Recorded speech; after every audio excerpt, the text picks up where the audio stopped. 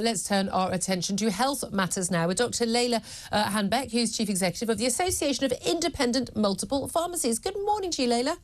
Good morning. Thank you so much for joining us. Just want to briefly talk about the COVID boosters. NHS England are saying they're worried that a lot of people are not, who are eligible for COVID boosters. I mean, what's this, the 18th one? I lose track. 5th, 6th? They're not getting them. And particularly in London, they discovered that only 40% of those eligible have actually chosen to have another booster. And they're worried about complacency. You need to get it before the 30th of June. Are people being complacent, or are people quite rightly saying, well, I've already had it, I've had a number of jabs, I've got as much cover as I'm ever going to have? Well, the jab is there to protect the elderly and those eligible groups, and also those who have weakened immune system against the virus. So they have until 30th of June, patients have until 30th of June to get their booster jab. So there's still a couple of weeks to go. Yeah, but the question is whether people need to have that jab if they've already had COVID. I certainly know in my family there's been a bit of a divide apart from the oldies about whether or not they need to have those who've had COVID. It's like, the evidence seems to be from all the studies that, if you've had COVID and you've been jabbed and boosted, frankly, that's as much, as my understanding is that's as much protection as you have, and the COVID boosters only last for a few weeks, and they don't they come with a risk but without much upside, given you've already got COVID protection. Yes, but the evidence also shows that the level of protection can decline after 3 months. Not after you've had COVID. It's only after you've had a jab. Having COVID lasts for years, or can last for many, many, many months, depending on a new variant developing. Well, essentially, the jab is there to protect elderly and those at risk, particularly with an immune system, to not really catch the virus because of... Doesn't stop you catching the virus, Leila.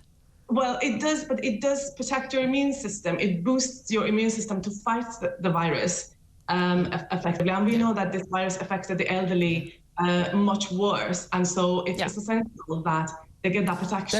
Those who are most at risk. And again, it was always only ever supposed to be for those most at risk, elderly and the like. Let me come on to perhaps say, well, I was going to say less controversial story, but I don't know whether it is less controversial. This weight loss jab. I don't know where they come up with the names of these drugs. I'm going to go with Wegovy. It's a weight loss medication. It's a appetite suppressing drug.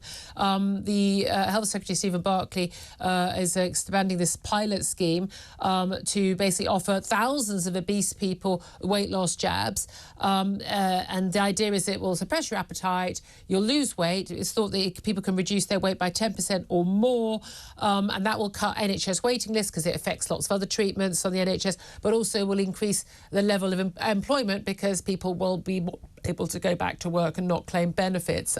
What do you make of this weight loss jab? Well, it's an effective weight loss jab. We already know that, and it's been used in some countries in terms of for weight loss.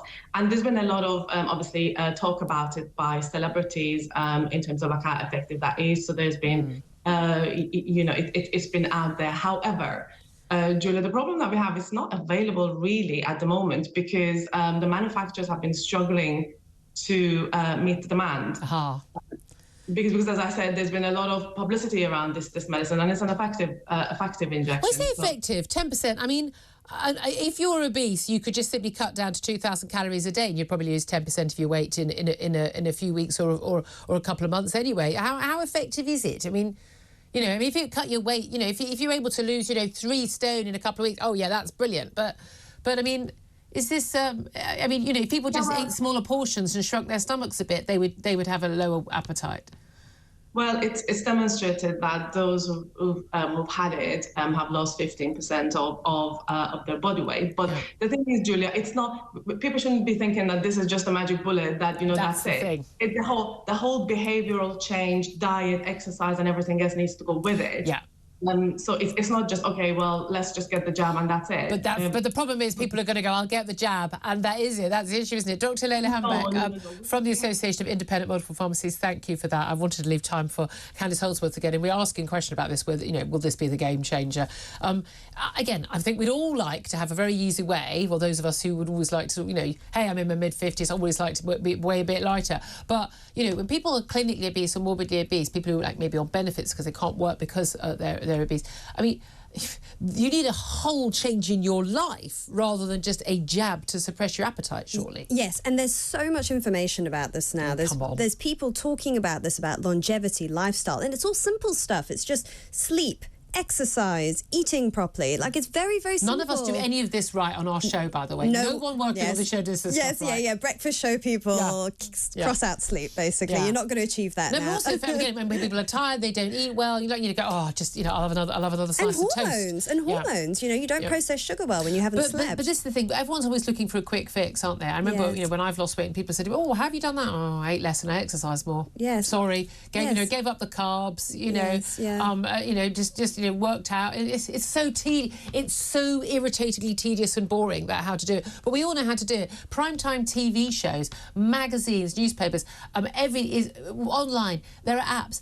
The world is full of information on what to do. The reality is, most of us don't want to do it. When I go, we're going on holiday, need to get back in the bikini, I'll be really good. My husband and I start every week, Sunday nights, we go, this is the week we're going to be good. This is the week we're going to be good. And then it's all gone to pot by Tuesday night. I know. The thing is, there's nothing wrong with enjoying yourself. Like, I still think you should enjoy food. Food shouldn't be a neurotic thing. It should be, it's a pleasurable activity, which is also really good for your mental health. I think maybe now all this information is coming out, maybe slowly but surely we're going to look at preventative stuff. But what about in terms of the benefits, Bill? I mean, my view is, if the reason why you can't work or the reason why you need your health treatment is because you are you're morbidly obese, my view is that, well, when you haven't got the money to spend a fortune on food, you'll probably lose weight quite easily. Yeah, it needs to go deeper, though. Someone can't just turn up and get the injection and that's it. I mean, they have to really work with them about sorting out their lifestyle, And if someone is off work long term, struggling with their weight, there are serious issues there. It's not just a simple question of weight management. But I'm saying that you can afford not to work because you're fat, because you're on benefits. I don't want my benefits paying for you to sit at home and eat. Yes. Sorry, yes. You don't get. I don't think you should be entitled to a single penny if that is the reason why you're off work. And that's not kind and compassionate anyway. To enable someone to live a dysfunctional life like that. You're not actually being good for them. You're not helping them. You're just enabling it. Absolutely. I tell you what, we're getting lots of texts and tweets coming in on this. You're not very keen on this as a route. We're going to talk about some of those and get some of those texts and tweets on air coming up very soon. Up next, though, we are going to get an update on the headlines, and then we're going to be talking to our reporter outside the High Court for another day of Prince Harry's testimony and talk about plenty more besides this. It's Talk Breakfast.